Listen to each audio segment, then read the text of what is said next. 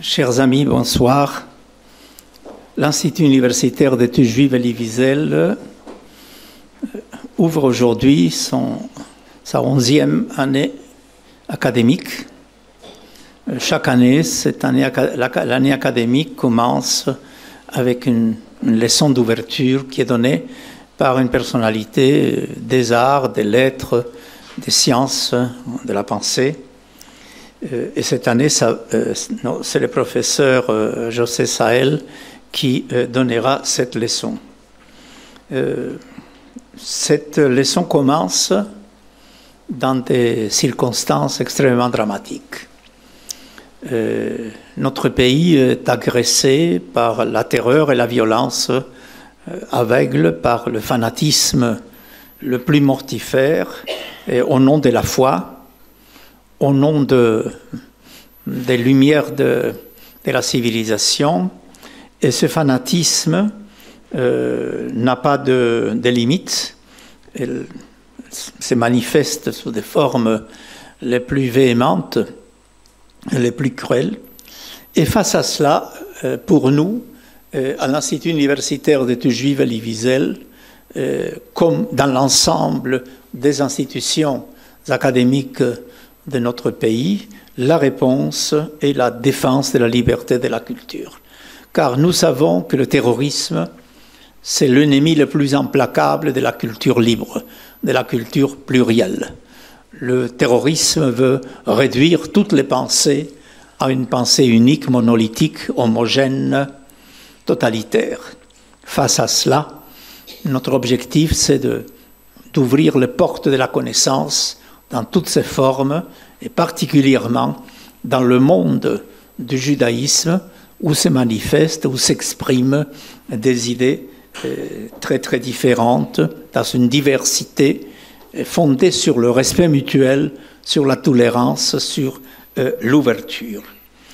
Les activités de notre institut et par ailleurs les activités de l'espace culturel et universitaire juif d'Europe continueront. Aucune activité ne sera annulée et c'est la raison pour laquelle il convient donc de signaler la semaine prochaine d'ailleurs le grand hommage que nous rendons à un des très grands penseurs du judaïsme contemporain des langues françaises, Raphaël Drey. Et c'est aussi pour nous l'occasion de dire que l'ensemble des cours et des conférences de l'Institut Elie Wiesel se poursuit d'une façon tout à fait libre et ouverte, et que pour tous ceux qui veulent avoir une connaissance plus approfondie de ces enseignements, des colloques, des conférences, des tables rondes et d'autres activités de notre institution, eh bien, la brochure 2015-2016 de l'Institut Elie Wiesel se trouve d'ailleurs à l'entrée, et de même que la brochure de l'espace culturel universitaire juif d'Europe, ce que nous avions appelé jusqu'à présent le Centre communautaire de Paris, qui se trouve également donc à l'entrée.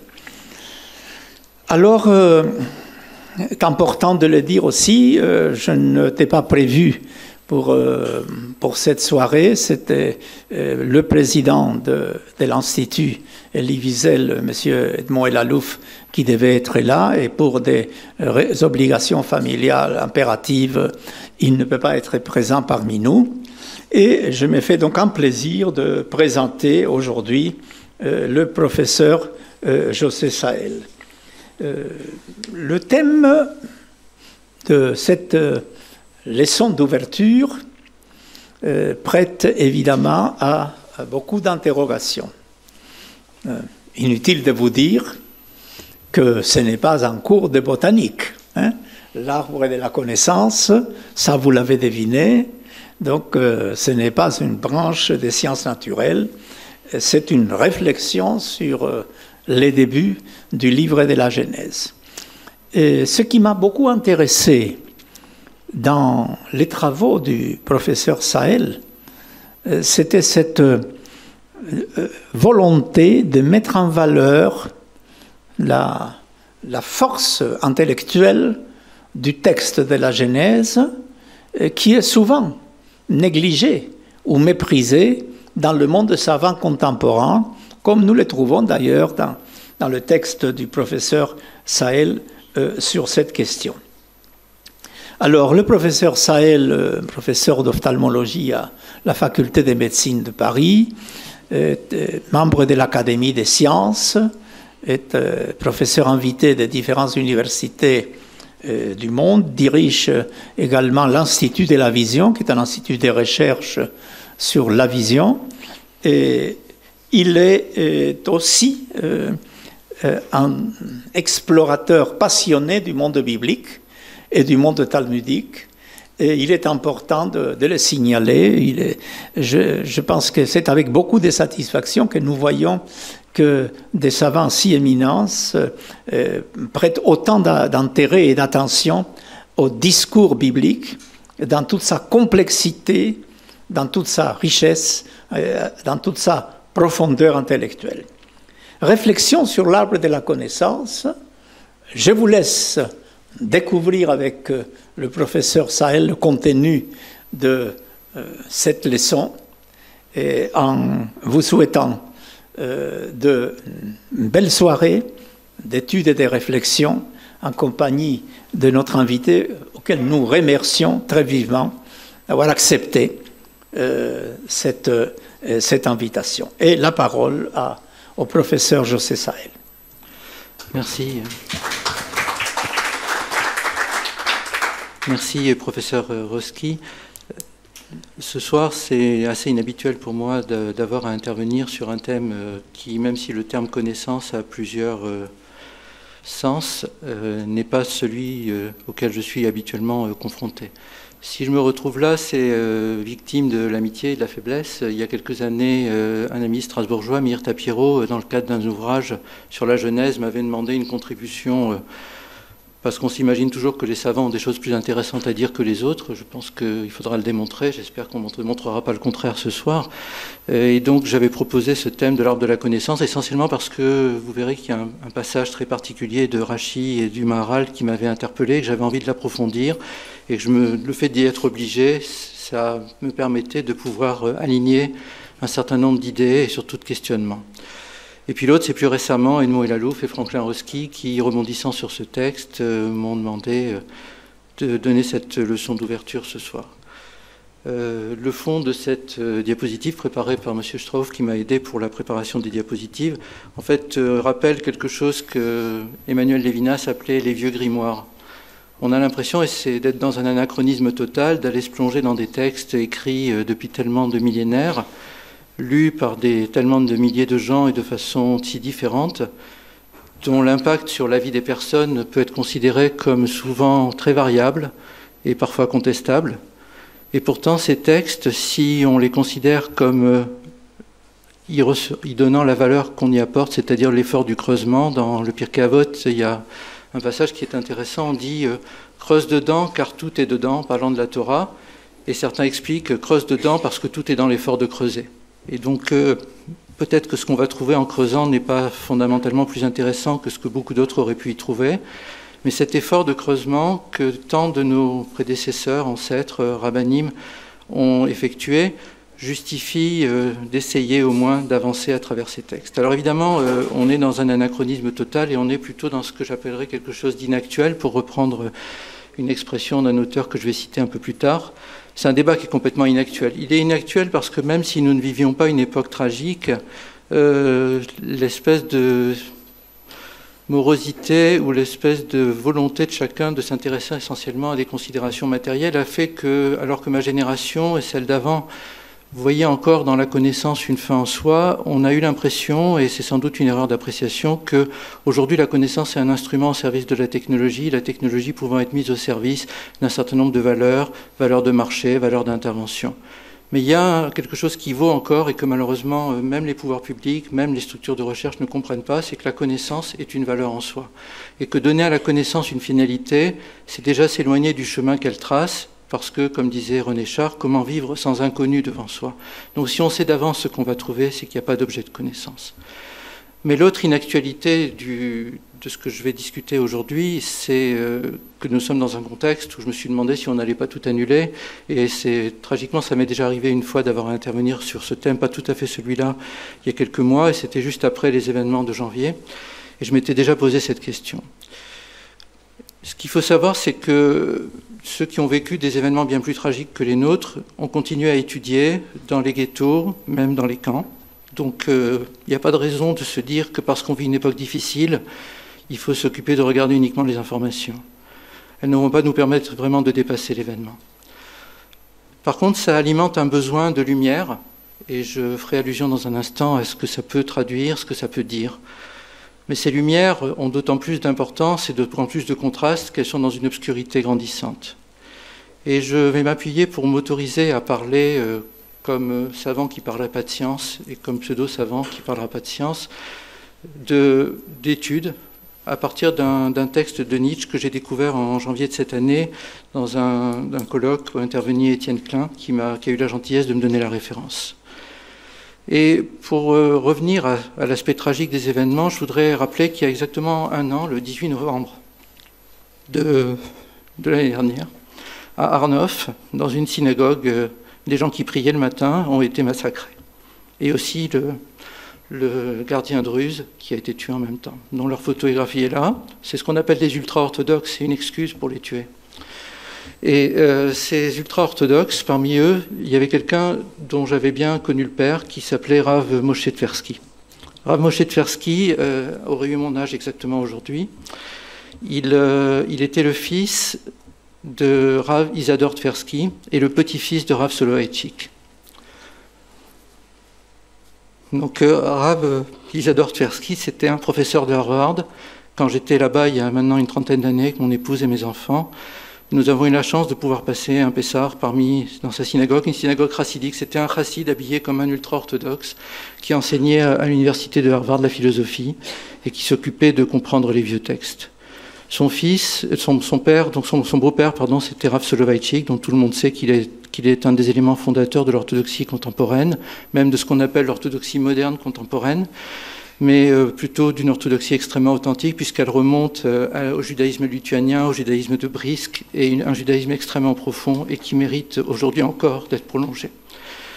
Et Rav Moshe Tversky avait fait son alia il y a une trentaine d'années et était le directeur d'une école juive, une école talmudique à Arnhof. Ces gens-là étaient tout à fait pacifiques et évidemment, pas plus que beaucoup d'autres tout récemment, ne méritaient quoi que ce soit de ce qui leur est arrivé. Et ça m'a ramené à une citation de Paul Celan, on n'est jamais très sûr de comprendre ce que dit Paul Celan, donc je me permets d'essayer, mais je ne suis pas tout à fait certain de pouvoir le faire. Ne te trompe pas, ce n'est pas cette dernière lampe qui donne plus de lumière, c'est l'obscurité autour qui s'est approfondie. Et si on a aujourd'hui ce besoin de lumière, cette volonté de se tendre vers la lumière, c'est parce que c'est tellement noir autour. Et Celan savait de quoi il parlait, évidemment. Je l'ai récemment donné cette citation en ouverture dans un colloque du Collège de France sur la lumière, justement, parce qu'évidemment la polysémie du mot nous autorise beaucoup d'exercices, beaucoup de jeux, mais en l'occurrence il ne s'agissait pas d'un jeu. Et pour parler de lumière et pour parler aussi de ce qui nous amène aujourd'hui au discrédit à la fois de la foi, mais aussi de la lumière, je me permets de vous lire un poème de Armand Robin, un poème qui a été écrit il y a 70 ans, qui s'appelle « Le programme en quelques siècles ». Donc Armand Robin, c'est un poète pas très connu, mais un très bon poète, qui a eu un passage important par le communisme et qui, après la guerre, a remis en cause beaucoup de ce à quoi il croyait. Il faut lire les correspondances avec Jean Guéhenno, qui est très intéressante. Et je vous le lis. On supprimera la foi, donc ça s'appelle le programme en quelques siècles. On supprimera la foi au nom de la lumière, puis on supprimera la lumière. On supprimera l'âme au nom de la raison, puis on supprimera la raison. On supprimera la charité au nom de la justice, puis on supprimera la justice. On supprimera l'amour au nom de la fraternité, puis on supprimera la fraternité. On supprimera l'esprit de vérité au nom de l'esprit critique, puis on supprimera l'esprit critique. On supprimera le sens du mot au nom du sens des mots, puis on supprimera le sens des mots. On supprimera le sublime au nom de l'art, puis on supprimera l'art. On supprimera les écrits au nom des commentaires, puis on supprimera les commentaires. On supprimera le saint au nom du génie, puis on supprimera le génie. On supprimera le prophète au nom du poète, puis on supprimera le poète. On supprimera les hommes du feu au nom des éclairés, puis on supprimera les éclairés. On supprimera l'esprit au nom de la matière, puis on supprimera la matière. Au nom de rien, on supprimera l'homme, on supprimera le nom de l'homme, il n'y aura plus de nom, nous y sommes. Alors à ce colloque du Collège de France en début d'année, il y avait en Sorbonne l'ouverture par l'UNESCO de ce qu'on appelle l'année internationale de la lumière. Année qui continue, il y a encore des manifestations qui vont continuer jusqu'à la clôture en avril de l'année prochaine. Et donc il y avait en Sorbonne, à une date très particulière, c'était le 8 janvier, un colloque sur la lumière, colloque d'ouverture qui était ouvert par nos 2 prix Nobel de physique, donc Claude Cohen-Tanouji, enfin 2 de nos prix Nobel de physique, Claude Cohen-Tanouji et Serge Haroche, sur la lumière au sens physique. Et puis toute la journée, il y a eu une déclinaison sur le thème de la lumière. Bon, moi j'étais là en tant qu'ophtalmologiste de service sur la restauration de la perception de la lumière. Et il y avait aussi des philosophes. Et parmi les gens qui intervenaient, il y a quelqu'un que beaucoup connaissent sans doute ici, qui est à la fois un physicien au CEA et un philosophe qui s'appelle Étienne Klein. Et Étienne Klein, son exposé s'appelait « Quelle est la distance qui nous sépare des Lumières ?» Alors là, c'était les Lumières du siècle des Lumières, et de Kant en particulier. Et donc il a lu un texte qui m'a paru digne d'être relu et qui m'avait envoyé, donc un texte de Nietzsche, dans « Humain trop humain », que je vais vous lire brièvement. Ainsi, une civilisation supérieure devra-t-elle donner un cerveau double à l'homme, quelque chose comme 2 compartiments cérébraux, l'un pour être sensible à la science, l'autre à ce qui n'est pas la science, juxtaposés, sans empiètement, séparables, étanches. C'est là ce qu'exige la santé. La source d'énergie se trouve dans une sphère, dans l'autre le régulateur. Il faut chauffer aux illusions, aux idées bornées, aux passions, et ce service de la science clairvoyante pour prévenir les suites malignes et dangereuses d'une chauffe trop poussée. Et si l'on ne satisfait pas à cette condition de civilisation supérieure, on peut prédire presque à coup sûr le cours que prendra l'évolution humaine. Le goût du vrai va disparaître au fur et à mesure qu'il garantira moins de plaisir. L'illusion, l'erreur, la chimère vont reconquérir pas à pas, parce qu'il s'y rattache du plaisir, le terrain qu'elle tenait autrefois. La ruine des sciences, la rechute dans la barbarie en seront la conséquence immédiate. L'humanité devra se remettre à tisser sa toile après l'avoir, telle Pénélope, défaite pendant la nuit. Mais qui nous garantira qu'elle en retrouvera toujours la force? Nous y sommes, comme disait Armand Robin. Alors ce que ce texte autorise, c'est quelque chose qui pour moi était toujours un sujet de débat. On me demande souvent comment pouvez-vous, en étant médecin et scientifique, continuer à lire ces textes, y trouver un intérêt, avoir la foi. Et je ne sais pas s'il y a des bonnes réponses à ça, mais en attendant, ce que j'ai toujours refusé, c'est tout ce qui a été tenté par de nombreuses personnes de justifier l'un par l'autre ou de confronter l'un à l'autre en cherchant à trouver des preuves de l'une dans l'autre. J'ai l'habitude de citer 2 anecdotes. Une, c'est celle de Laplace, le grand savant très proche de Napoléon, qui était en train de démontrer à Napoléon un certain nombre d'avancées de la physique et des mathématiques. Et Napoléon lui demande « Et Dieu dans tout ça ?» Et Laplace lui répond « Je n'ai pas besoin de cette hypothèse ». Il faut savoir que Laplace était très croyant. Donc il avait su ne pas se laisser polluer par sa propre science pour essayer de répondre à Napoléon. Vous avez vu comme c'est magnifique, ça démontre l'existence de Dieu, ou regardez comme l'univers démontre. Une autre anecdote que je veux donner, j'en suis une parmi 2 autres. C'est un texte de Darwin dans l'origine des espèces. Dans l'origine des espèces, Darwin décrit tout ce que tout le monde a lu ou pas lu sur l'évolution, mais il écrit une page assez énigmatique et souvent citée de façon tronquée, dans laquelle il mentionne l'œil humain comme une exception à sa théorie. Parce que la vision, aussi sophistiquée que celle de l'être humain, n'est pas nécessaire à la survie. On peut survivre en se défendant contre les proies, on peut survivre dans un environnement hostile avec une vision limitée. La vision dont nous disposons nous permet d'avoir des activités intellectuelles, de lecture qui ne sont pas vitales. Elles sont de confort, si on veut dire, ou de luxe. Dans le monde d'aujourd'hui, c'est peut-être un luxe. Et en décrivant la formation de l'œil à travers le règne animal et en décrivant les différentes étapes de la formation de l'œil, Darwin posait d'une part la question de la nécessité de la vision telle qu'elle est développée, mais surtout il disait que dans son schéma manquait un élément qui était un organe élémentaire, une espèce qui aurait une structure très très petite, dans laquelle on aurait deux cellules qui fonctionneraient ensemble pour détecter la lumière et recycler la réponse à la lumière. Et il a dit, je n'ai pas trouvé cette espèce, elle n'existe pas, je ne l'ai pas trouvée, donc c'est un obstacle à ma théorie. Et en fait, Darwin était... Alors la suite en fait, du texte de Darwin, parce qu'on cite toujours cette partie-là, ça fait partie des arguments des créationnistes contre Darwin, qu'on retrouve assez souvent. En fait, il faut continuer, il faut juste lire le livre entier, ou au moins la page suivante.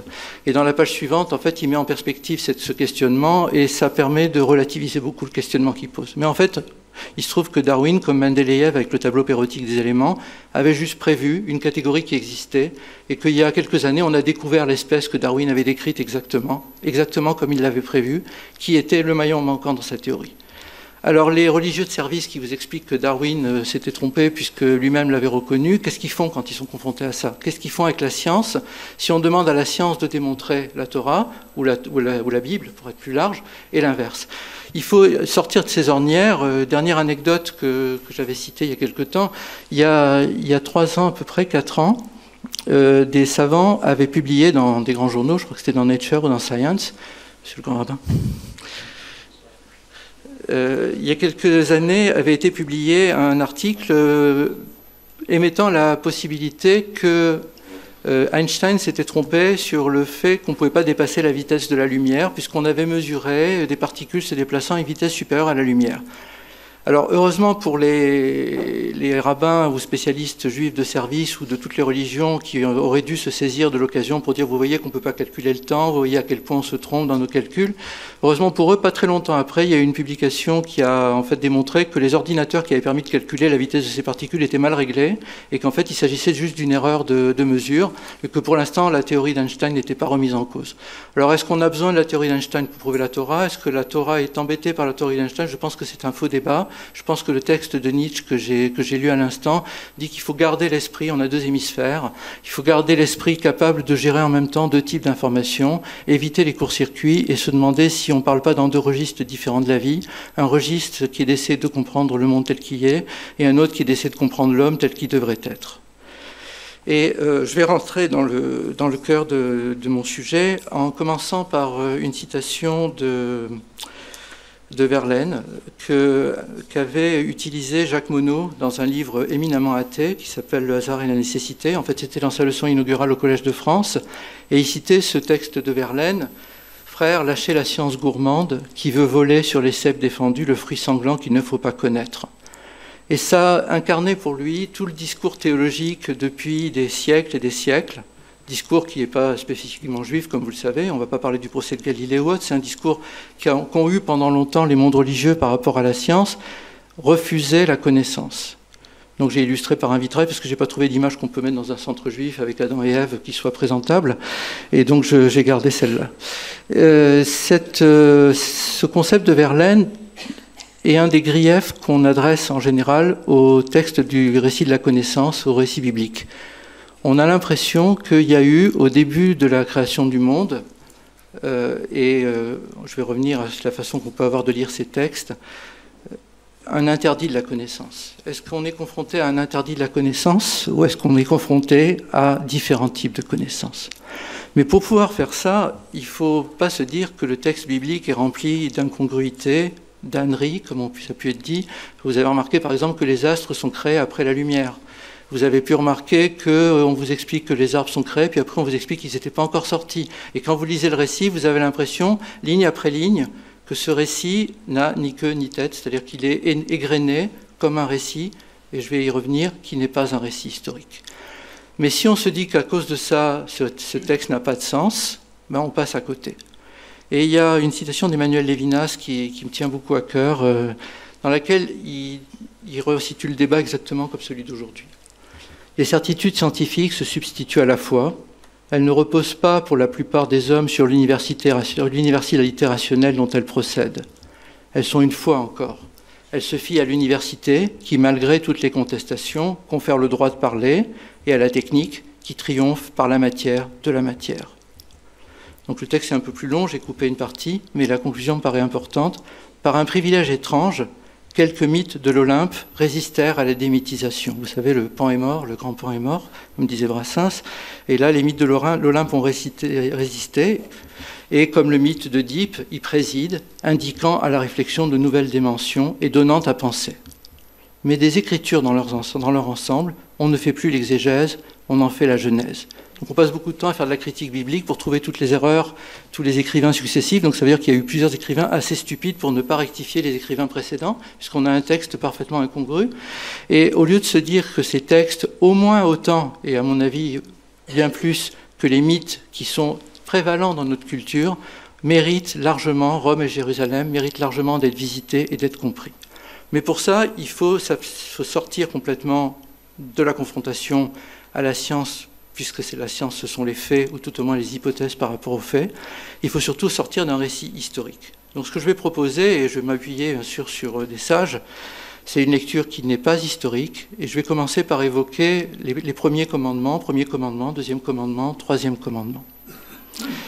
Alors pour expliquer pourquoi on n'est pas obligé de s'en tenir à une lecture historique, je vais m'appuyer sur un des plus anciens commentateurs,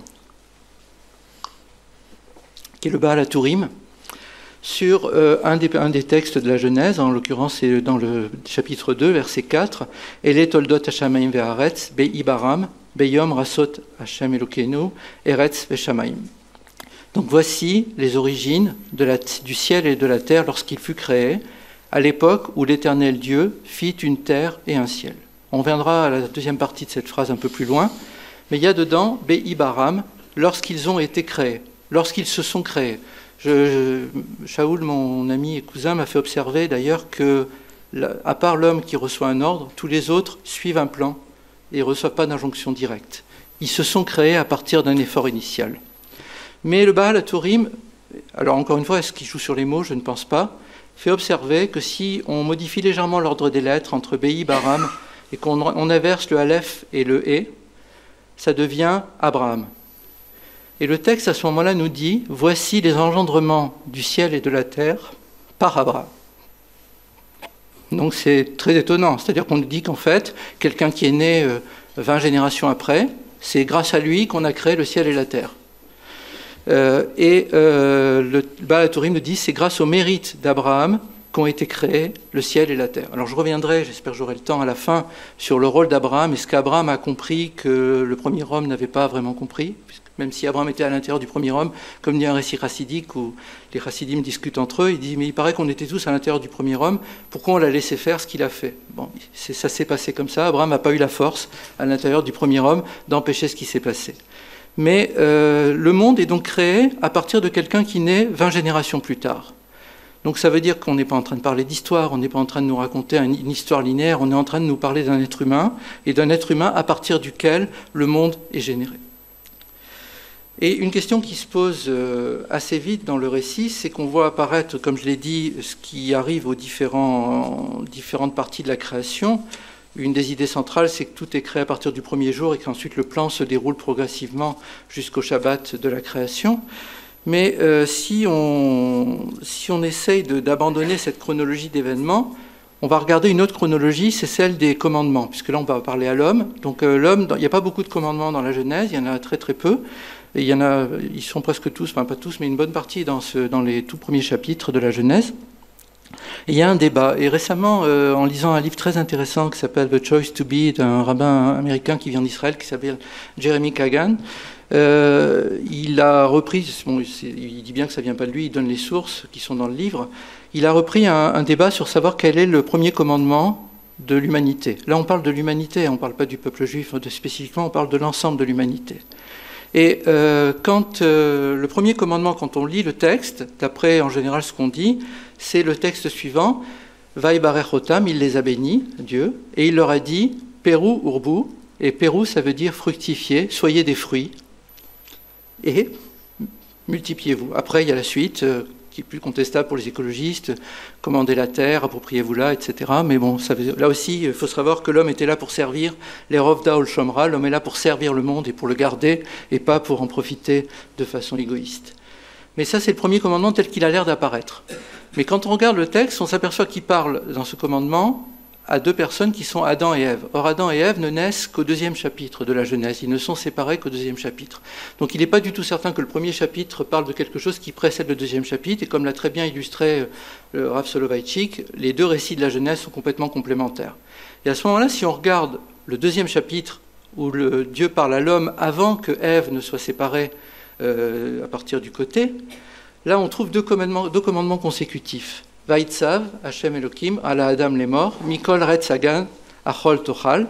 Donc l'Éternel Dieu a donné un ordre à l'homme en lui disant de tout arbre du jardin, tu peux manger. Et en fait, c'est une très mauvaise traduction, c'est pas tu peux en manger, tu dois en manger. Achol Tochal, tu as l'obligation de profiter du monde et pas une possibilité de profiter du monde. Mais ça veut dire, qu'est-ce que l'on appelle profiter, on y reviendra. Et ensuite, la suite, Umiret Sadarat Tovara, Lotochal Mimenu, Ki Beyom Ocholcha Mimeno Mot Tamut. Mais de l'arbre de la connaissance du bien et du mal, tu n'en mangeras pas, car le jour où tu en mangeras, tu deviendras mortel. Tu devras mourir. Donc en fait, le premier commandement, c'est un commandement positif, soit c'est de fructifier, soit c'est de manger des fruits, c'est de vivre le monde et tous les arbres du monde. Mais il y a une exception, l'arbre de la connaissance du bien et du mal. On va voir pourquoi cette exception.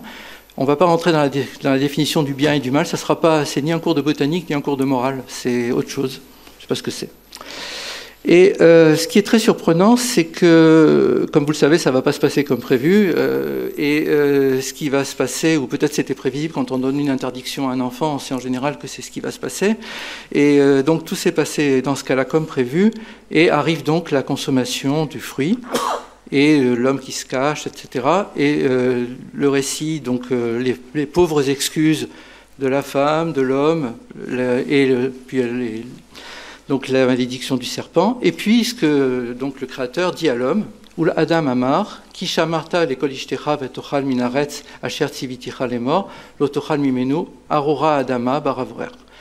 Alors, il commence par lui dire, parce que tu as écouté la voix de ton épouse et que tu as mangé de l'arbre dont je t'avais enjoint de ne pas manger, maudite est la terre à cause de toi. Alors, que vient faire la terre là-dedans? C'est-à-dire qu'on était parti de l'homme qui a mangé un fruit, et maintenant on est en train de maudire la terre. Et après, on dit que quelle est cette malédiction? Ce n'est pas une malédiction de la terre en soi, c'est une malédiction de la terre pour l'homme, à cause de toi et pour toi. Et quelle est cette malédiction? C'est qu'il va falloir tout manger avec effort. Il va falloir, au lieu d'aller cueillir n'importe quel arbre du jardin, il va falloir cultiver, il va falloir enlever les ronces, il va falloir se battre avec tous les petits animaux qui vont rendre la vie infernale. Donc elle produira des buissons et livrets, tu mangeras de l'herbe des champs. Donc au lieu d'aller se retrouver face à la facilité de vivre, peut-être l'ennui qui a fait qu'ils ont cherché d'autres sensations, voilà qu'il faut maintenant se fatiguer à labourer la terre et à essayer d'en extraire quelque chose qui ait un petit peu de saveur.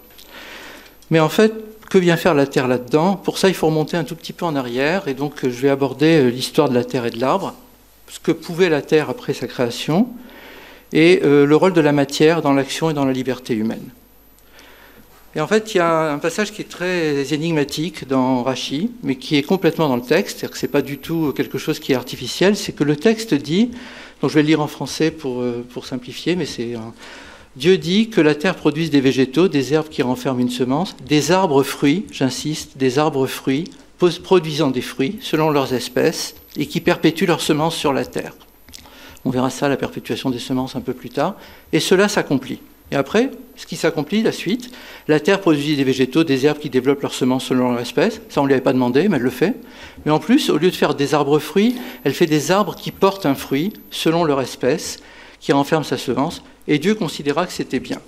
Donc en fait, la terre ne fait pas ce qu'on lui dit. On dit à la terre de faire un arbre fruit, c'est-à-dire que l'arbre entier était un fruit. Le tronc devait avoir le goût du fruit. L'ensemble de l'arbre devait avoir le goût du fruit, aussi bien le fruit que l'arbre lui-même. Et la terre ne fait pas ça.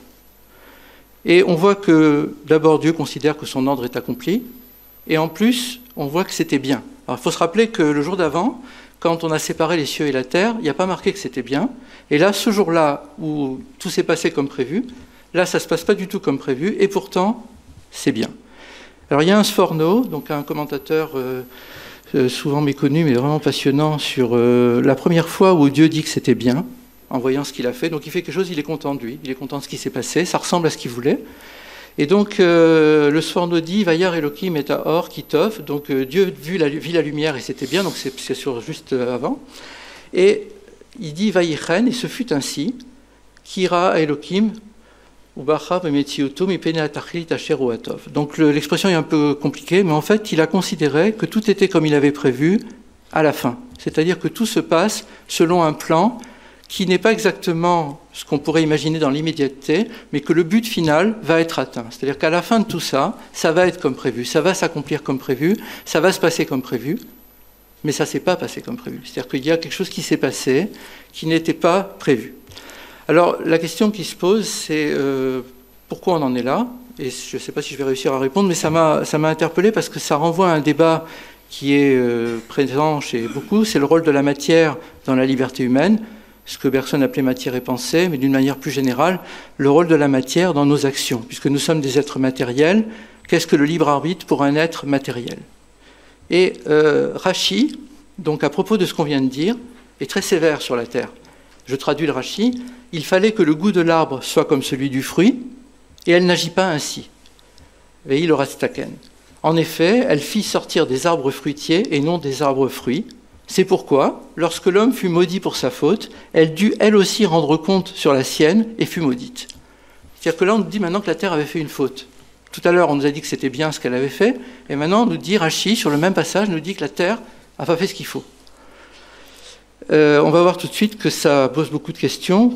Et en fait, le Rashi, il y a deux versions. Avec mon gendre Abraham, je regardais ce Shabbat ça. Il y a une petite expression où Rashi, qui n'est pas gardée, puisque, mais c'est selon les versions on le trouve, et Rashi dit « ça vaut la peine de creuser, il y a quelque chose d'important là-dedans ». Quand ils disent ça, c'est qu'ils ne veulent pas trop en dire, mais que ça vaut la peine d'y travailler, parce que ce n'est pas à la portée de tout le monde, il vaut mieux essayer de creuser, parce qu'on risque de beaucoup de se tromper. Il y a énormément de risques d'erreur, il y a beaucoup de commentateurs qui ne sont pas d'accord d'ailleurs pour dire que la Terre n'a pas obéi, il y a des commentateurs qui expliquent qu'elle a fait ce qu'il fallait, etc. Mais je vais essayer de suivre le fil de Rashi, qui est quand même le commentateur de référence. Il y a énormément de commentateurs de Rashi, tout particulièrement de Maharal. Mais à ce stade, on a beaucoup de questions. Pourquoi est-ce qu'il y a un décalage entre ce que le créateur demande de faire et ce qui se passe? En quoi est-ce qu'on peut donner des ordres au minéral, et en quoi le minéral peut-il être responsable de ne pas faire ce qu'on lui dit? Et si la Terre a dévié, est-ce que c'est une désobéissance ou est-ce que c'était sa nature de ne pas faire ce qu'on lui dit? Si c'était dans le plan, pourquoi est-ce qu'il y a une telle différence entre ce que le créateur, qui est quand même omnipotent, et la réalisation du monde? Et quel lien il peut y avoir entre ça et la faute d'Adam et Ève? Qu'est-ce que l'arbre de la connaissance représente par rapport à cette déviation de la Terre? Et est-ce que cet interdit de la consommation était la conséquence de ce qu'a fait la Terre? Ou est-ce que cet interdit de la consommation a précédé ce qu'a fait la Terre? Et est-ce que c'est ce décalage qui est la cause de tout ça? Et puis pourquoi est-ce qu'on attend tellement longtemps pour punir la Terre, alors que finalement on aurait pu tout de suite corriger, il y a une petite erreur de réglage, on recommence tout, on fait un reset, et c'est reparti. Et quand on essaie de regarder tout ça, on est confronté à des questions qui ont l'air comme ça académiques ou plutôt rabbiniques, mais qui sont en fait beaucoup plus profondes si on essaye d'aller dans le chiasme, en fait, à l'endroit où ça se joue. En fait, tout se passe le troisième jour. Juste avant, le deuxième jour, et comme j'ai dit tout à l'heure, le Créateur n'a pas dit que c'était bien. Il n'a rien dit. Quand le ciel et la terre ont été séparés, on a séparé les eaux d'en haut et les eaux d'en bas. Il n'a pas dit que c'était bien. Et quand on regarde ce qui est dit dans les psaumes en particulier, et sur l'homme dans Coëlette, dans l'Ecclésiaste, on voit un lien entre la séparation de la terre et du ciel et la situation de l'être humain. Il y a une espèce de situation de l'homme qui est tendue entre deux univers. Hashamaim, Shamaim et Hachem, Ve'aretz Natan Liné Adam, les cieux appartiennent à l'Éternel, et la terre, il l'a donnée au Fils de l'homme. Donc, comme vous disait, je crois que c'est Boris Vian, notre Père qui est au ciel, restez-y, donc c'est-à-dire chacun chez soi, et tout le monde est bien. Et donc, on a l'air de dire ça, on nous a donné les cieux avec Dieu là-haut, puis nous en bas, et donc après, faisons ce que nous voulons. En plus, on nous dit qui Adam, En Adam Tzadik Ba'aretz, Asher Yarasetov, Eloi Cheta, il n'y a pas d'homme sur la terre qui fasse le bien et qui ne faute pas. Donc pas de problème, puisque de toute façon, notre nature à nous, à partir du moment où on est de la terre, il y a un passage qui dit « tu viens de la poussière et tu retourneras à la poussière », puisqu'on est dans cette situation d'une terre qui elle-même n'a pas fait ce qu'on lui a dit, qu'on est né dans une situation qui est couplée du ciel, tout va bien, c'est-à-dire qu'on peut finalement faire à peu près ce qu'on veut dans toute licence ou en toute liberté. Et ça, c'est la conséquence du premier verset, des deux premiers versets de la Torah, ou Bereshit bara Elohim et Hashamayim ve'aretz ve'aretz haïta tohu vabohu. Donc la traduction classique, c'est au commencement Dieu créa la ciel et le terre. Or la terre n'était que de solitude et chaos. Et en fait, c'est pas tout à fait ça qu'il faut lire, c'est qu'il a créé la terre comme du chaos. C'est-à-dire qu'elle a été créée si on lit la phrase comme une seule phrase et qu'on dit au commencement, lorsque Dieu a créé le ciel et la terre était tohu vabohu, tout complètement retourné, complètement dérangé. Et donc ça veut dire que dès le départ, on a un monde imparfait. Ce que le Créateur nous donne, c'est un monde imparfait. Et je n'ai pas voulu, ni dans le texte, je ne veux pas le faire, entrer dans des conceptions kabbalistiques, mais vous savez qu'il y a le monde de la création, Beria, Yetzira, Asiya. Il y a un monde qui est celui du Créateur, il y a le monde dans lequel on est, qui est le monde de l'action, la Asiya. J'y reviendrai parce que je ne veux pas vous laisser trop longtemps avec l'impression que je suis en train de nier beaucoup d'évidences religieuses. En fait, tout relève de l'action de l'homme. Ce qu'on est en train de nous dire, c'est qu'on nous a donné un monde, to man the world, comme disait Emile Fackenheim, un monde à réparer. Mais peut-on se fier à l'homme? Peut-on considérer que l'homme est mensonger, kol adam kosev, comme on dit dans les psaumes, puisqu'on vient de cette situation de la terre? Mais en fait, c'est toute notre tension. C'est qu'on vient d'un handicap, on vient d'une situation où il y a eu une séparation et qu'il va falloir pallier. Et l'enjeu, c'est d'être capable de recevoir et de donner. Ce qui se passe, c'est que le monde est créé par quelqu'un qui est un émetteur, qui est le créateur, et qu'il y a le ciel qui donne à la terre, la pluie qui vient du ciel sur la terre, qui fertilise la terre, à partir duquel elle fait pousser des fruits, elle fait pousser des arbres.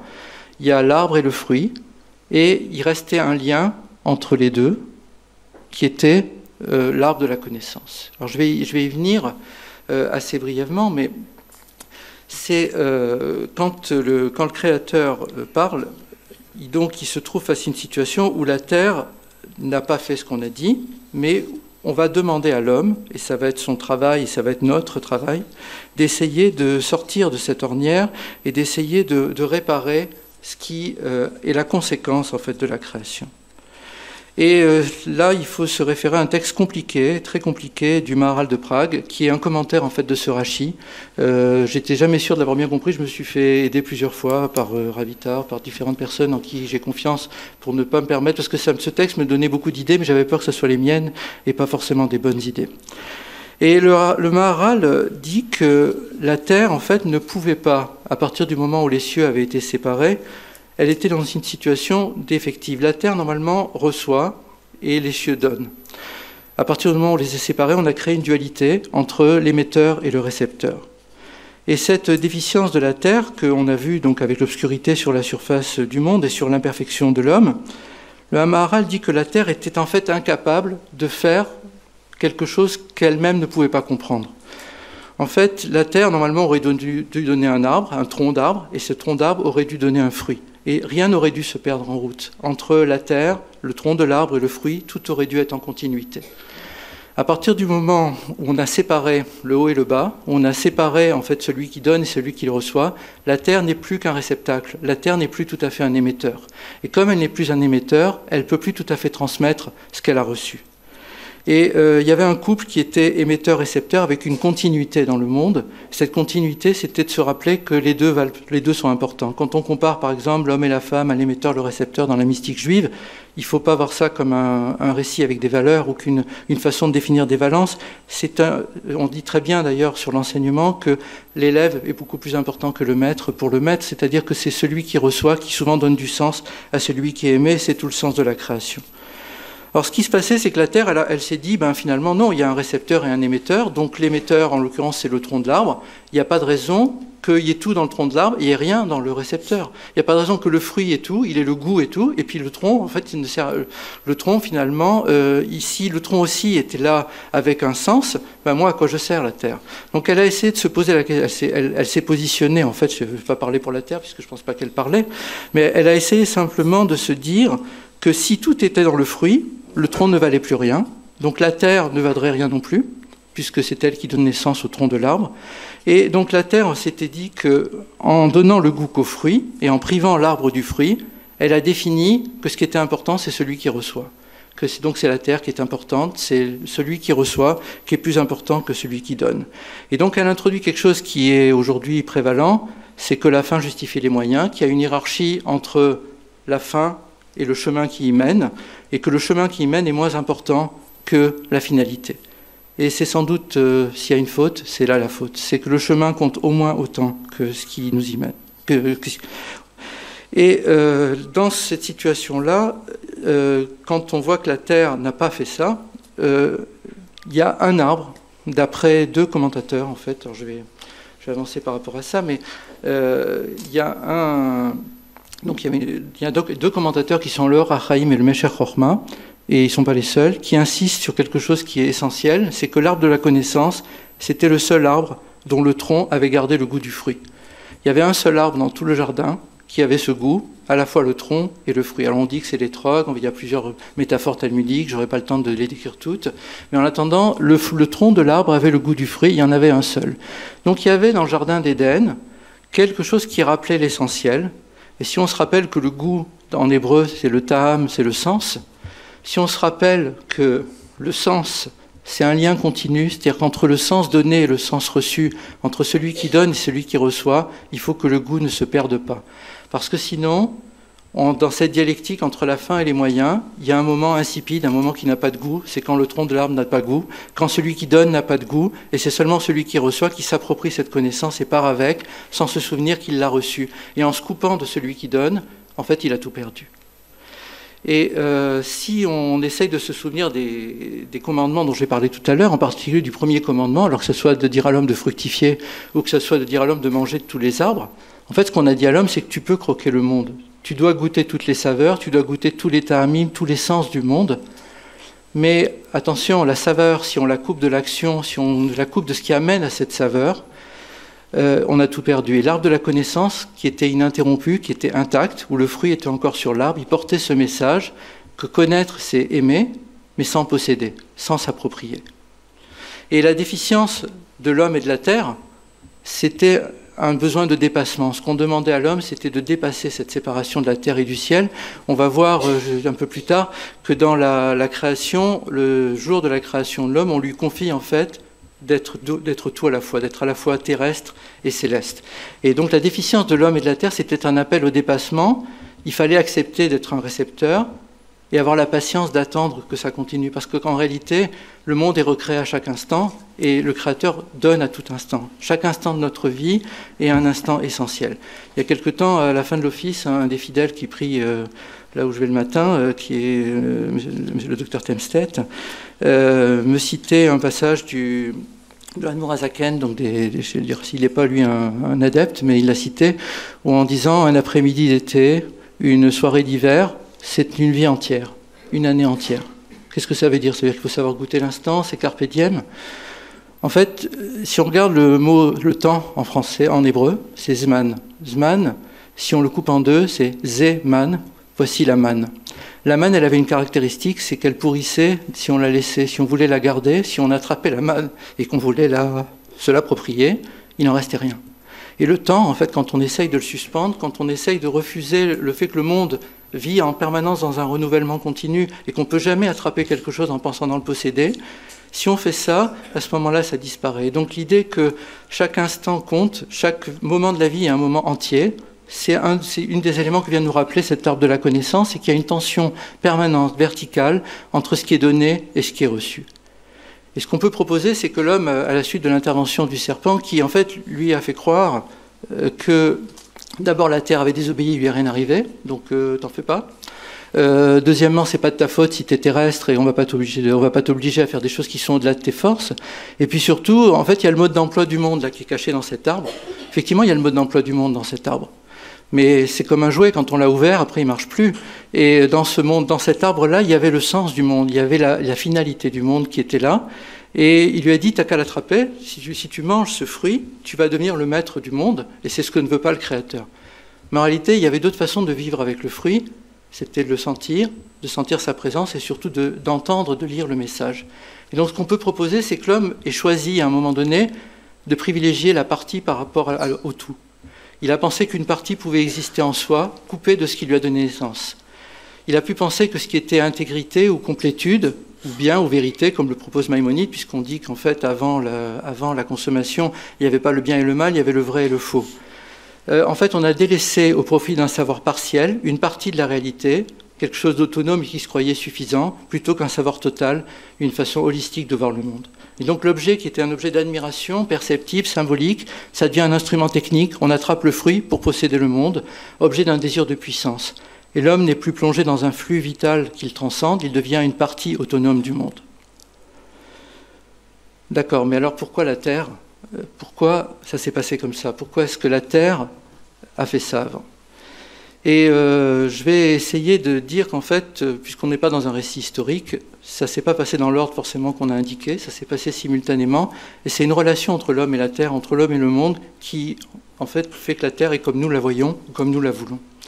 Et pour ça, je vais citer un passage de Paul Ricoeur dans la revue Esprit, il y a un article qui s'appelle « Le scandale du mal », où lui-même cite d'ailleurs un auteur juif, en disant « Le style général de la Bible me paraît être déterminé par la structure foncièrement conflictuelle entre l'agir divin et l'agir humain, comme si la Bible ignorait tout autre état de choses que celui où l'agir rencontre une résistance déjà là. » Avant d'expliquer, je vais lire la suite. Paul Ricoeur cite un exégète américain, Robert Alter, dans The Art of Biblical Narrative.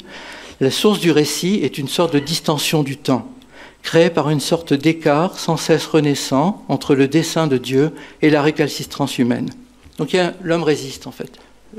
L'homme résiste, la terre résiste, le monde résiste, et tout le récit biblique, c'est cette tension entre une volonté qui ne veut pas s'imposer, qui laisse la liberté, et un homme qui profite de cette liberté pour créer un espace, parce qu'il en a besoin pour se croire libre.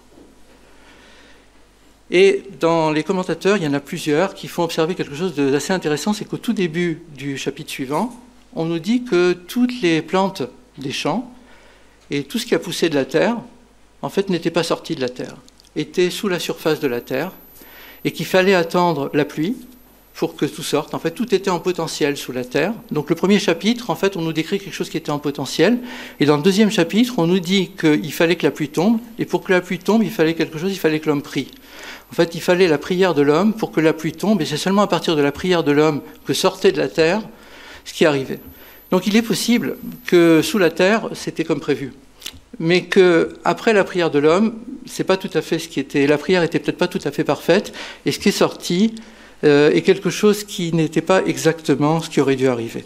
Donc à ce moment-là, et on est complètement, encore une fois, en train de changer l'ordre du temps, l'ordre de l'histoire, mais quelle importance, puisqu'on est dans les vieux grimoires, ce qu'on est en train de nous dire, c'est que c'est l'homme, en fait, qui a fait la terre et pas la terre qui a fait l'homme. Il y a une relation entre la terre et l'homme qui fait que c'est nous qui faisons de la terre ce que nous en faisons, en bien ou en mal. Et donc, quand on reprend ce que j'avais dit tout à l'heure sur le Sforno, il y a aussi un Al-Shir, donc Al-Shir Akadosh, donc qui est un des commentaires essentiels, un des plus anciens, qui dit « Vaïchen » et il se fut ainsi. Tout s'est passé comme prévu et la terre fit sortir. Donc c'est ce qu'on voit dans ce passage, « Vaïchen », c'est sorti. Et tout se déroule comme prévu, sauf que ça se déroule comme prévu après la prière de l'homme.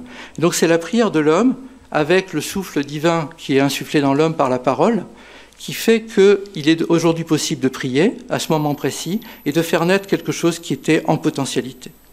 Et donc la relation avec l'homme fait qu'on ne sait plus qui est responsable, mais les deux vont être punis ensemble parce que les deux vont souffrir de la situation. On peut imaginer qu'il y a eu un retournement complètement vertigineux de la relation entre l'homme et la terre, et qu'aujourd'hui, on doit encore retourner cette relation entre l'homme et la terre. Et je vais citer Stéphane Moses dans un livre magnifique qui s'appelle « L'ange de l'histoire », où lui-même se réfère à un dire du Talmud rapporté par Gershom Scholem et à une fiction de Borges.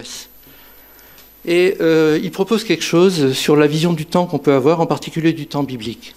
Qu'il ne faut plus penser le temps comme un axe orienté où l'après succède inévitablement à l'avant, comme un fleuve qui coule de sa source vers son embouchure, mais comme une juxtaposition d'instants, chaque fois unique, non totalisable, et qui par conséquent ne succèdent pas comme les étapes d'un processus irréversible. Le passé, le présent et l'avenir ne se suivent plus ici comme sur une ligne droite qu'un spectateur pourrait observer de l'extérieur, mais ils coexistent comme trois états de conscience permanents. Donc on vit en même temps dans le passé, dans le présent et dans le futur, et notre relation au monde, c'est ça en permanence. Et chaque instant compte. Il ne faut pas voir un instant comme la préparation du suivant ou la suite du précédent. Il faut les considérer chacun comme ayant leur existence propre, sans les désinsérer bien sûr de leur histoire. Et ça, c'est le rôle essentiel de l'homme, c'est sa dignité, c'est d'être capable de construire le monde avec sa parole. Et dans le texte, quand Dieu crée l'homme, poussière à partir de la poussière détachée du sol. Donc chacun, comme la phrase magnifique de Saint-Exupéry, hein, seul l'esprit qui souffle sur la glace peut créer l'homme. Donc c'est le texte direct de la Bible. Il souffle dans les narines de l'homme, il y a un souffle de vie et il devient un être vivant. À partir de ça, et ce que nous disent les commentateurs, c'est Roar Memalela, ce que dit la traduction directe en fait en araméen, et ce que dit Rashi, ce que disent tous les commentateurs, et là-dessus il y a un effet Shachaïm qu'il faut lire des pages et des pages magnifiques. L'homme est défini par la parole, et la parole c'est la conséquence du souffle divin. Mais ce que dit le Rashi à partir de ça, c'est que ça donne à l'homme une responsabilité particulière, parce qu'en fait le mode d'emploi du monde, c'est que le monde a été créé avec des lettres. Il faut se rappeler l'émotion de Benny Lévy quand il a lu ça pour la première fois. Le monde a été créé avec des lettres. Comment c'est possible ça? Donc le mode d'emploi, c'est les mots. Et les mots peuvent tuer, mais les mots peuvent faire vivre. Et le Rashi, sur le passage que je viens de lire, donc j'ai mis seulement la traduction, je ne vais pas lire l'ensemble, mais il rappelle quelque chose d'assez particulier, c'est que chaque jour de la création était accouplé au jour suivant, et le jour suivant était accouplé au jour précédent. Mais au moment de l'homme, il y avait donc, on s'occupait une fois de la terre, une fois du ciel, à chaque fois il y avait une alternance entre le ciel et la terre, puis le ciel, tout le temps. Et quand on arrive à la création de l'homme, le 6e jour, il fallait créer des éléments en haut et en bas, c'est la situation de l'homme.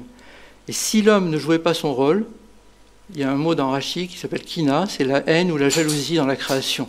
Si on a une jalousie entre le ciel et la terre, s'introduit quelque chose qui relève de la haine, qui relève de la kina, de cette impossibilité de relation entre le ciel et la terre. Donc il y a une tâche infinie pour l'homme, c'est d'être tendu entre la terre et le ciel. Comme qui? Comme un arbre. Et ça donne à l'homme, et pas seulement à l'esprit de l'homme, parce qu'on a toujours tendance, et ça le judaïsme s'y refuse farouchement, et c'est tout le sens des mitzvot, on se refuse à penser qu'il y a un esprit qui est dans les cieux et il y a un corps qui est sur la terre. Ce qu'on veut, c'est que l'ensemble du corps soit porteur d'un sens, et toujours dans ce texte de Stéphane Moses, mais je vais le rattacher à un passage des psaumes qui le dit de façon très compacte et encore plus forte.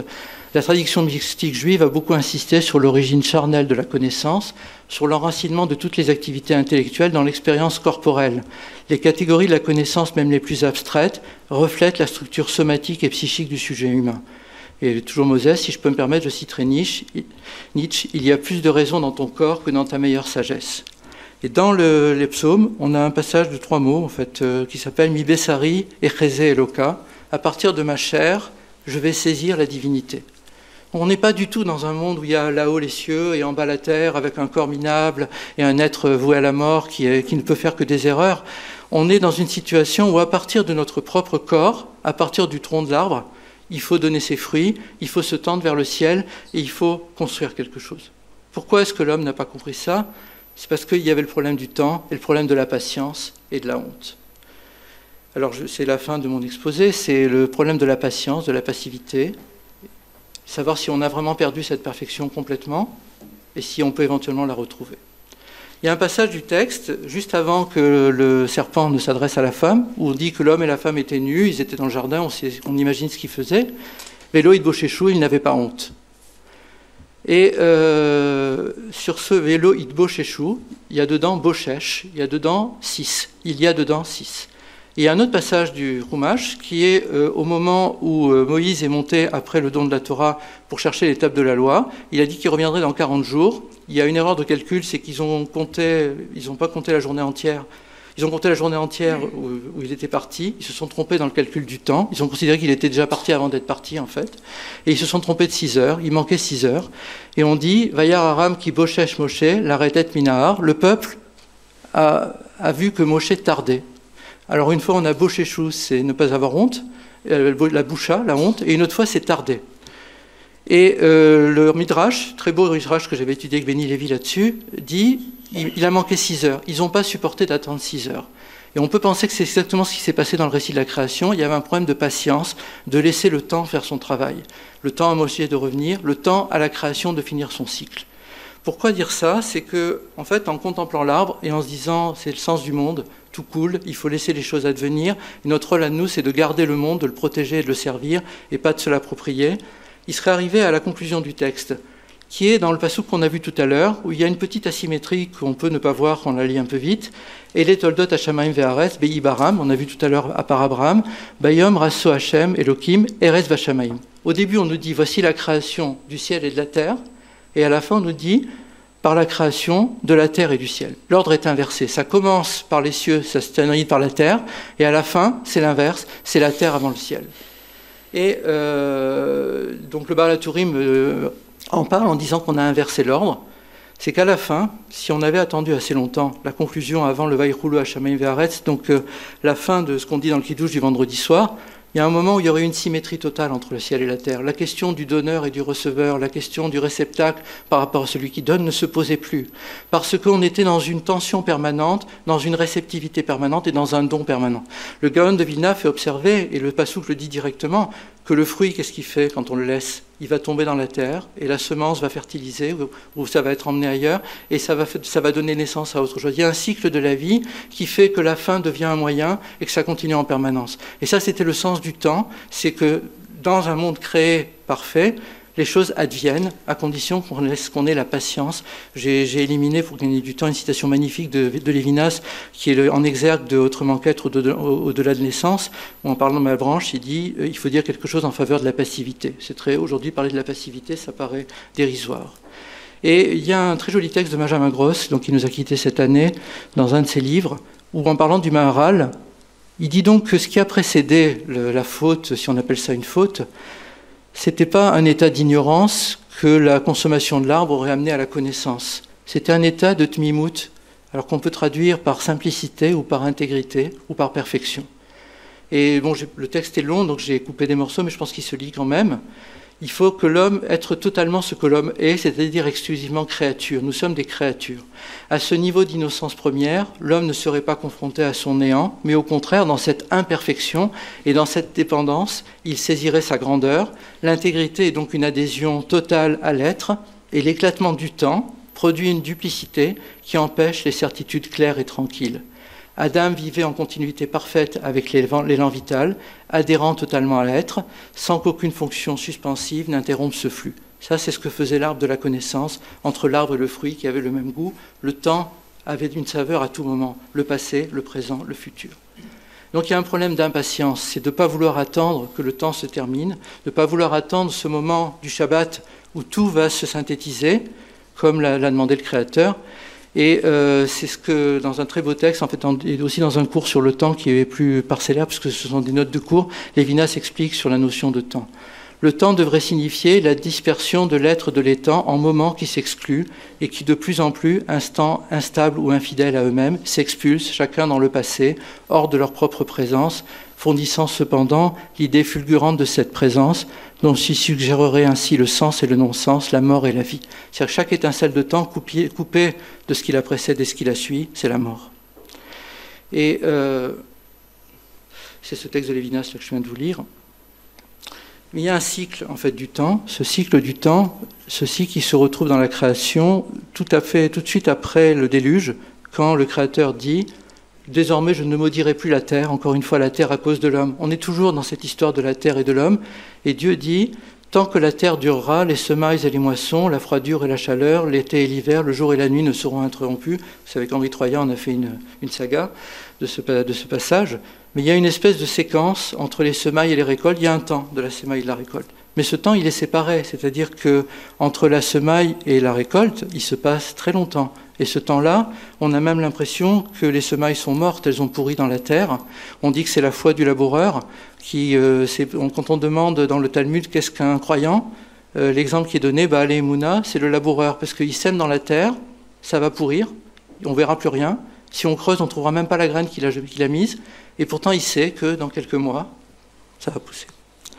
Et cette séparation du fruit de l'arbre et de l'arbre, cette séparation des semailles et des moissons, c'est le statut du monde dans lequel on vit. Dans le Talmud, il y a un problème qui est posé, au moment, en particulier, ça s'est posé plusieurs fois dans Ktuvot, dans Shabbat, c'est ce qui se passe lorsqu'un objet est en suspens dans l'air. Par exemple, il est envoyé d'un domaine à l'autre, il traverse un domaine interdit tout en allant vers un domaine permis. Alors, on ne va pas rentrer dans le Talmud parce que ça va vous énerver et se fatiguer, mais en attendant, il y a quelque chose qui s'appelle Akira Letzerer Halacha. Et en fait, dans le Pachad Yitzhak sur Shavuot, c'est Ravitar qui m'a montré ce passage, il insiste sur le fait que le mot central pour le Pachad Yitzhak, donc Ravutner, c'est qu'il y a un moment, quand l'objet est en suspension dans l'air, on ne sait pas où il va tomber, c'est un temps. Est-ce que ce temps compte en soi, ou ce qui compte, c'est là où ça va arriver? Est-ce qu'on ne sait pas encore ce qui va se passer? Donc à cet instant précis, qu'est-ce qui se passe? C'est toute notre vie qui est comme ça, c'est pas juste un problème talmudique, c'est quand on ne sait pas où on va, est-ce qu'on est dans l'erreur ou est-ce qu'on est dans la justesse? Et le Rav Hutner, à propos de cette passage du Passouk, il dit c'est exactement le problème du premier homme. Donc c'est un tout petit Rav Hutner, pas très long, souvent compliqué à lire. Et il dit c'est Beina, donc c'est à cet instant précis, il y a un moment suspendu que n'a pas compris en fait l'homme, que n'a pas compris la terre. Et il y a une discontinuité qui a été créée, c'est qu'on a essayé de séparer le moment où l'objet est suspendu dans l'air par rapport au moment où il va arriver. En fait, il faut regarder la trajectoire complète, il faut voir d'où c'est parti, où c'est arrivé, d'où ça monte et où ça s'arrête. Et en choisissant une partie, en l'occurrence le fruit, donc en supprimant l'approche holistique qui fait tellement défaut aujourd'hui au monde dans lequel on vit et à la médecine en particulier, il y a un flux qui s'interrompt, qui est le flux de la vie. Et pourtant, il y a un certain nombre de textes qui disent, et c'est dans le texte du Tanakh de la Torah, c'est pas dans des textes compliqués, c'est des textes qu'on peut tous trouver, qui dit qu'il y aura un moment, ça c'est dans Amos, voici des jours viennent, dit l'Éternel, où le laboureur se rencontrera avec le moissonneur, celui qui foule le raisin avec celui qui répand la semence. Il va y avoir un moment où les semailles et les moissons vont arriver ensemble. On verra même que ça n'attend même pas le temps annoncé, c'est déjà dans Lévitique, on va voir le passage où c'est annoncé. Il y a une coïncidence possible dans le texte biblique entre les semailles et les moissons, entre l'arbre et le fruit. Et pourquoi c'est si important que ça? C'est que le texte lui-même nous dit, dans le Deutéronome, que l'homme est un arbre des champs. C'est-à-dire que l'image de l'arbre avec les fruits, ce qu'on donne, ce qu'on fait, à quoi servent nos actions, qu'est-ce qu'elles nous rapportent, qu'est-ce qu'on en attend, qu'est-ce qu'il faut en prendre, est-ce que les êtres humains doivent être utilisés comme des fins ou comme des moyens? Tout ça, ce sont des questions essentielles. C'est ça que dit le récit de l'arbre. Et effectivement, dans le Lévitique, à propos de l'année sabbatique, on nous dit « Je vous donnerai les pluies en leur saison », donc la pluie. La terre livrera son produit, l'arbre des champs donnera son fruit, le battage de vos grains se prolongera jusqu'à la vendange, et la vendange jusqu'au semail. Vous aurez du pain à manger à satiété, et vous demeurerez en sécurité dans votre pays. Alors, ce n'est pas d'actualité, hein, évidemment, mais c'est ce qui était annoncé à ce moment-là. Et c'est quelque chose d'assez incroyable, parce qu'en fait, il y a une tension continue de l'être humain vers quelque chose qui doit arriver, et il y a une impossibilité d'accepter ça. Et ce problème, c'est le problème de l'impatience. L'impatience, c'est le moment où l'homme refuse sa passivité, il souffre de sa dépendance, il veut voir advenir immédiatement ce qui lui manque. Occulter le manque, qui est en fait ce qui nous pousse à avancer, abolir le manque, c'est séparer l'inséparable, et par une déhiscence dans le temps, c'est ouvrir une béance qui rend la mort possible. En effet, séparer de ce qu'il a fait advenir, l'instant est sans vie, sans tolérer l'attente, l'instant est sans devenir. Le flux qui unissait l'instant à ce qui l'a précédé et ce qui le suit, interrompu, s'abîme, anéanti. Et cette possibilité de s'y retrouver dans le temps, cet espoir de l'arbre, puisque c'est à ça que je vais arriver, c'est qu'il y a un passage assez magnifique dans le Tanakh qui dit « Yesh la'etz tikva », il y a un espoir pour l'homme. Et il y a quelqu'un qui savait parfaitement ce qu'était l'espoir de l'arbre, c'est Abraham. Abraham, en effet, était quelqu'un qui était totalement dans la réceptivité, était totalement dans le don, dans l'échange, dans la générosité. Il y a deux passages où Abraham parle d'arbre. On parle d'arbre à propos d'Abraham. Un premier passage, c'est quand il reçoit les messagers, dont il pense que ce sont des Arabes de passage. Il vient de subir la circoncision, il souffre. Dieu a fait venir la canicule pour qu'il ne sorte pas à l'extérieur. Il est quand même sorti. Il voulait absolument faire sa mitzvah d'hospitalité. Donc finalement, il lui envoie des gens parce qu'il fallait bien qu'il fasse sa mitzvah. Donc il lui envoie ses messagers. Et il les supplie, donc il faut lire le texte. Je vous en prie, acceptez de prendre un peu d'eau, lavez-vous les pieds, parce que bon, il ne voulait pas que la poussière de la terre, qui était un objet d'idolâtrie, entre dans sa maison. Et il leur dit, Isha anu tachataretz, couchez-vous sous l'arbre. Alors on dit, le passage dit, il y a un arbre. Il leur demande de se coucher sous l'arbre et de regarder l'arbre. Alors les commentaires, il y a différentes façons de le lire. Mais Rav Soloveitchik, dans un de ses commentaires, qui est repris d'ailleurs dans le commentaire qui est dans le livre sur Rosh Hashanah, puisque ce passage on le lit à Rosh Hashanah, Rav Soloveitchik insiste sur le fait que Abraham, quand il parlait aux idolâtres, il leur disait « écoutez les arbres, regardez les arbres ». Qu'est-ce qui arrive à un arbre? Un arbre, d'abord, il y a toujours un espoir pour l'arbre. Vous coupez l'arbre, tant qu'il y a des racines, il va repousser. Donc Abraham, qui lui-même était stérile, n'avait pas d'enfant, on va venir lui annoncer quelque chose sous un arbre. Parce qu'on va lui annoncer que même si aujourd'hui il a l'air d'être une branche desséchée, un tronc desséché, ça va pouvoir repousser. Mais surtout, ce que Abraham essaie de dire à ceux qui sont de passage, c'est que l'arbre, c'est la générosité du monde, c'est ce qui génère ses fruits, ça coûte rien à personne, c'est un peu d'eau, c'est un peu de prière, c'est un peu de travail, et à partir de ça, tout nous est donné. Et quand on est devant l'admiration par rapport à ce qui nous est donné, il y a une possibilité de chercher un peu plus loin d'où vient cela.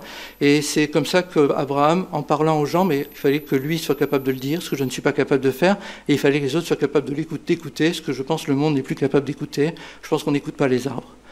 Et un autre passage assez intéressant, c'est quand Abraham, juste après une rencontre avec Abimelech, Vaïta Eshel, Bibershava, il a planté... Alors on dit soit un tamari, soit un bosquet. Il a planté un bosquet et il a invoqué le nom de Dieu. Donc il a pensé que la meilleure façon pour lui de parler au Créateur, c'était de planter un arbre. Et la mission d'Abraham, c'était de creuser des puits, mais creuser des puits qui sont des puits de sagesse, qui sont des puits d'eau auxquels il faut encore puiser aujourd'hui, qu'on veut reboucher et qu'il faut recreuser, mais à partir de ces puits, de faire pousser des arbres pour que tout le monde puisse profiter de ça. Et dans les commentaires, on rappelle que le juste ressemble à un arbre. Par exemple, quand on parle de ce qui soutenait le tabernacle, on dit « Ratseh shitim robdim », donc des arbres droits qui se tenaient. On dit que ce sont les justes qui font tenir le monde. Quand Moïse envoie les explorateurs visiter le pays d'Israël, il leur demande à Yesh Baret, regardez s'il y a un arbre. Alors, il y avait sûrement des arbres en Eretz Israël. Moshe, il devait le savoir qu'il y avait des arbres en Eretz Israël. Pourquoi il leur demande d'aller voir s'il y a un arbre? En fait, il leur demande de savoir s'il y a encore un juste dans le monde qu'ils vont visiter. En l'occurrence, c'était Job, vérifier s'il était encore vivant ou pas. Parce que s'il était encore vivant, c'est que ce n'était pas encore le temps pour les Juifs d'envahir ce pays. Ce n'était pas encore le temps de venir. Il fallait savoir s'il y avait encore des justes, des gens qui font tenir le monde. Et donc le message de l'arbre, c'est de nous apprendre à relier des mondes qui ont l'air de ne pas pouvoir se parler. C'est de nous parler du temps qui passe et pas de la mort. C'est de nous parler de ce qui se continue et ce qui se donne en permanence. Et je conclurai avec la fin de ce texte, donc dans ce livre que j'avais écrit il y a quelques années. Apprendre en se souvenant du message de l'arbre, la patience, implique de travailler dignement la terre pour, sans certitude, en former le pain, et de trouver encore dans l'étude la coexistence intacte de l'action et de la pensée, ce goût intemporel dont nous portons la nostalgie et la promesse. Pourquoi est-ce que je dis ça? C'est parce que le Rav Hutner insiste sur une chose, c'est qu'il existe encore une situation de la vie où le tronc et le fruit ont le même goût, où l'action et son résultat ont le même goût, c'est l'étude. L'étude de la Torah, chaque instant consacré a du sens, même si on ne comprend rien. Même si on a l'impression que ça nous passe au-dessus ou à côté, nos oreilles entendent et notre âme résonne.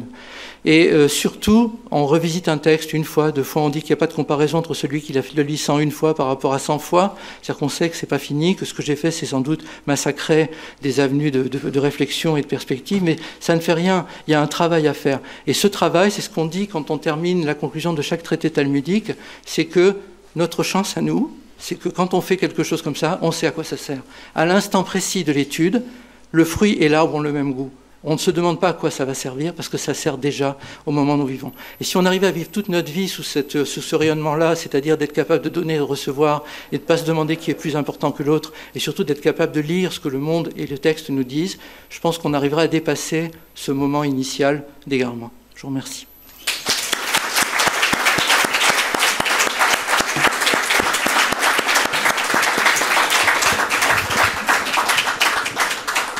Je remercie très vivement le professeur Sahel pour sa magnifique conférence. Cela nous plonge une nouvelle fois dans l'esprit de l'école des pensées juives d'expression française, dite École de Paris, mais je pense qu'on peut l'appeler aussi École de Paris et de Strasbourg. Cette école qui veut dire exactement l'opposé de ce qui se passe précisément dans la vision scientiste contemporaine de la Bible qui a été signalée par le professeur Sahel, à savoir que de nos jours, on ne fait plus l'exégèse, on fait la genèse, c'est-à-dire qu'on s'intéresse à la datation des textes, à l'auteur du texte, à l'écriture du lieu, de tel lieu dans lequel tel texte a été écrit, et on s'intéresse beaucoup moins à son sens. Eh bien, toute l'école des pensées juives d'expression française, avec Léon Ashkenazi Manitou, André Neher, Emmanuel Levinas, Eliane Amado Levi Valenci, Stéphane Moses, Henri Atlan et d'autres penseurs, étaient essentiellement destinés à montrer que nous ne devons pas simplement faire la genèse du texte, l'étude des origines du document biblique, mais que nous devons essayer de trouver sa signification. Et de ce point de vue, il faut rendre hommage aussi aux personnalités ici présentes, le grand rabbin Sirat, qui a beaucoup œuvré dans ce sens, le rabbin Claude Sultan, qui a également beaucoup œuvré dans son sens. Je pense qu'il est important de dire que l'idée de rechercher la signification et non seulement la structure du texte est fondamentale dans tout ce que vient de nous dire le professeur Sahel, et cela fait partie aussi des missions et des fonctions de l'Institut Elie Wiesel. Nous cherchons précisément à retrouver dans les textes traditionnels juifs non pas un dogme à rabâcher, à répéter de façon monotone et coercitive, mais plutôt un document à explorer, à étudier, à décrypter dans la pluralité des sources. C'est d'ailleurs la raison de la création de la chaire André Neher, à laquelle de nombreux conférenciers essayent de revivre, de permettre la résurrection de l'esprit de cette école de pensée juive d'expression française. Comme vous le savez, à l'occasion de la leçon d'ouverture, nous n'avons pas de débat, nous n'avons pas de questions, mais bien entendu, comme le conférencier est là, si vous voulez vous adresser à lui par la suite en privé, je pense que profitez de cette occasion. Le professeur Sahel est un homme extrêmement occupé, mais s'il a eu la gentillesse extrême d'accepter de nous proposer cette soirée avec ce thème, c'est dont nous le remercions très vivement. Et je vous remercie à vous tous, parce que vous avez prouvé par votre présence ici que l'esprit de la culture juive continue à vivre dans ce pays et que nous ne reculerons pas devant les situations d'émergence, d'urgence, les prétendus dangers ou dangers véritables qui nous guettent. La culture est debout et c'est important de le dire à vous tous. Merci beaucoup.